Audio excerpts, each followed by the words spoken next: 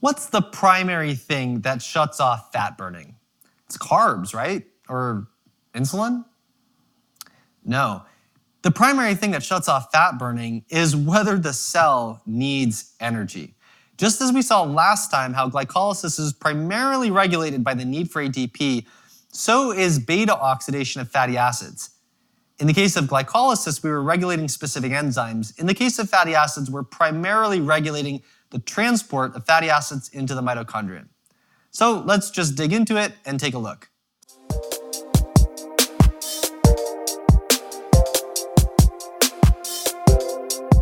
Ketogenic diet has neurological benefits.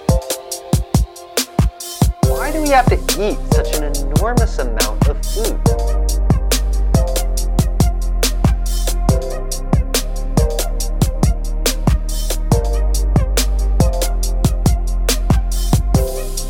Complex science, clear explanations. Class is starting now. The diagram on the screen shows the two mitochondrial membranes. Remember that when we talk about being inside the mitochondrion, we're talking about being in the matrix. And between the matrix and the cytosol are two membranes, the inner membrane and the outer membrane. Between those two membranes is the intermembrane space.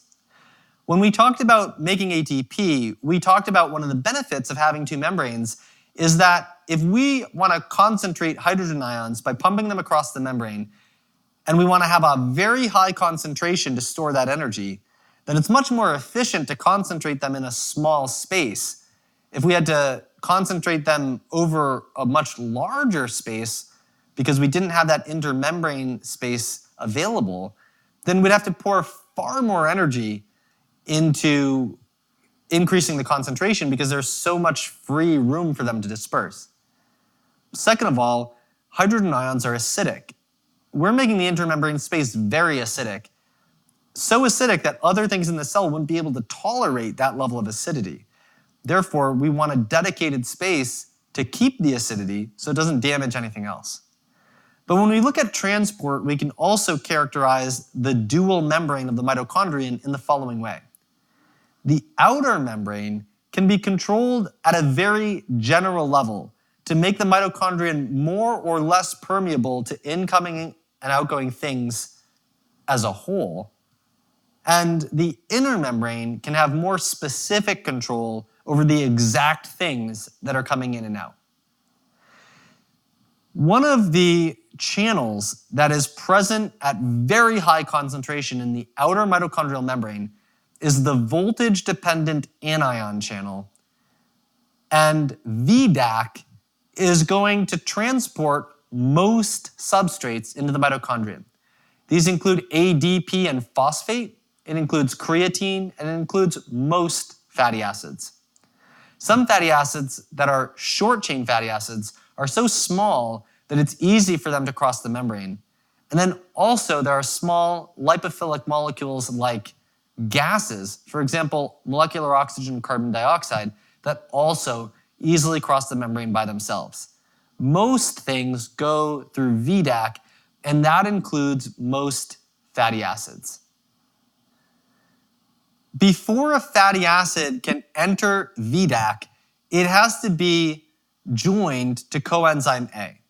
So a fatty acid and coenzyme A become a fatty acyl CoA.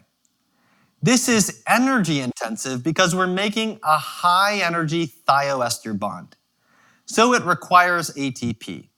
In fact, it's so energy intensive that instead of breaking apart ATP to ADP and phosphate, we break off two phosphoryl groups together, making AMP and pyrophosphate or diphosphate, shown here as PPI for inorganic pyrophosphate or two phosphoryl groups. This releases more energy than simply breaking off one of the phosphoryl groups. That energy is invested into the thioester bond and some is left over for a negative delta G to make the reaction energetically favorable. We would usually hydrolyze phosphate from ATP. We would usually join a fatty acid or any acyl group to coenzyme A through dehydration synthesis. Here, in net, what we have is essentially dehydration synthesis and hydrolysis. But what we have is, instead of the two of them happening in sequence, we have the OH group of the fatty acid and the H group of coenzyme A coming together to make what would be water if it left, but what is instead used to break apart the ATP molecule into AMP and pyrophosphate. When we do that, we have a fatty acyl CoA. That fatty acyl CoA can then transport itself through VDAC into the intermembrane space. After the fatty acyl CoA goes through VDAC into the intermembrane space, now it encounters a specific transport system that is made for fatty acids or for acyl groups in general. The fatty acyl CoA has to be joined to carnitine. That happens through carnitine palmitoyl transferase 1, or CPT1, which is also called carnitine acyl transferase, because in fact it doesn't just deal with palmitic acid, which is one example of a fatty acid, it deals with any of them. So the fatty acyl CoA joins with carnitine through CPT1 to trade the CoA for carnitine. The CoA goes free, and now we have a fatty acyl carnitine. The fatty acyl carnitine can then go through the carnitine acyl carnitine translocase. That's present in the inner mitochondrial membrane. It's called a translocase because it moves these things across the membrane, and it's called carnitine acyl carnitine because it can transport both free carnitine and acyl carnitines. So the fatty acyl carnitine comes into the mitochondrial matrix through this translocase. Then CPT2, carnitine palmitoyl transferase 2, also called carnitine acyl transferase 2, does the reverse exchange of what CPT1 did. CoA comes in, carnitine leaves, you have a fatty acyl CoA again, and you have free carnitine. The free carnitine goes back through carnitine acyl carnitine translocase into the intermembrane space so it can pick up another fatty acyl carnitine. So the carnitine just cycles. It goes carnitine, fatty acyl carnitine, fatty acyl carnitine, carnitine. Back and forth, allowing the continued transport of fatty acyl CoAs across the membrane. The fatty acyl CoA can then go into beta-oxidation. As we talked about in lessons 4 and 5, when cells have all the energy that they need, citrate accumulates in the mitochondrion and gets transported into the cytosol. That transport is the event that initiates fatty acid synthesis because citrate is the source of cytosolic acetyl CoA. Whereas mitochondrial acetyl CoA is used for energy breakdown, cytosolic acetyl CoA is used for anabolic synthesis, including the synthesis of fatty acids. The first step in the conversion of acetyl CoA into the pathway of fatty acid synthesis is its carboxylation to form malonyl CoA. This is catalyzed by acetyl CoA carboxylase, and like the other carboxylases within energy metabolism, it requires biotin as a cofactor. We've already talked about pyruvate carboxylase as another example, and this is distinguished from the carboxylation reactions that are catalyzed by enzymes that are dependent on vitamin K.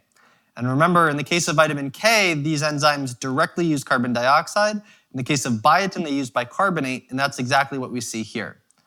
If you look at the acetyl CoA molecule, you'll see shown in green that all that's different about it is a carboxyl group has been added to it, shown in pink. This comes from carbon dioxide, which mixes with water to form carbonic acid, which yields bicarbonate. And in the exact manner analogous to what we saw in pyruvate carboxylase, this bicarbonate becomes the source of the carboxyl group in malonyl CoA. That carbon dioxide does not stay there for long. To build two smaller molecules up into a larger molecule requires ATP. Like pyruvate carboxylase, acetyl CoA carboxylase requires ATP. What happens during this carboxylation is the carboxyl group that came from carbon dioxide stores that ATP energy so that it can be invested in the molecule for the end goal of synthesizing fatty acids, which of course is storing a lot of energy. As malonyl CoA goes into fatty acid synthesis, that carbon dioxide quickly leaves during a decarboxylation step. Our primary goal is not to talk about fatty acid synthesis right now. We'll talk about energy storage in the last half of this course. The purpose here, however, is to note that malonyl CoA is a critical intermediate that accumulates during conditions of fatty acid synthesis, which are conditions when you have more than enough energy. The reason it's so important to talk about malonyl CoA during the regulation of fatty acid oxidation is because malonyl CoA is not only a substrate for fatty acid synthesis, it's also a regulatory molecule. There are two isozymes, meaning different forms of the same enzyme, of acetyl CoA carboxylase. Acetyl CoA carboxylase 1 is in the cytosol, and the malonyl CoA that it makes is for fatty acid synthesis. There's a second acetyl CoA carboxylase called acetyl CoA carboxylase 2, and it's present in the mitochondrion. It makes malonyl CoA in the mitochondrion, and that serves the purpose of regulation. Acetyl CoA carboxylase 1 and 2 are regulated by largely the same principles. So malonyl CoA as a regulatory molecule is carrying forth the same signals that malonyl CoA in the cytosol is carrying forward to actually become incorporated into fatty acids. Whereas cytosolic malonyl CoA is used directly for fatty acid synthesis, mitochondrial malonyl CoA inhibits CPT1. If you inhibit CPT1, you inhibit the net transport of fatty acyl CoAs into the mitochondrion. So what you do is you take the governors of acetyl CoA carboxylase activity and you translate those signals into number one, cytosolic acetyl CoA carboxylase to make fatty acids, and to number two, mitochondrial acetyl CoA carboxylase activity to shut down fat burning. Because if you're building up fatty acids and you're breaking them down at the same time, you're wasting enormous tons of energy in a futile cycle that accomplishes nothing. So if we want to know what blocks fat burning, we want to know what activates acetyl CoA carboxylase activity. There are two principles involved. First of all, each subunit of the enzyme, shown as a purple circle, can either be unphosphorylated or phosphorylated. To the extent it's phosphorylated, it's less active. The second thing is that the resting state of this enzyme is to exist in dimers, which means two subunits connected together. When these come together to form polymers, that activates them. When you have polymers that are not phosphorylated, acetyl CoA carboxylase is maximally active. When you have dimers that are phosphorylated, acetyl CoA carboxylase is maximally shut off. There's two signals that govern these processes, one signal for each process.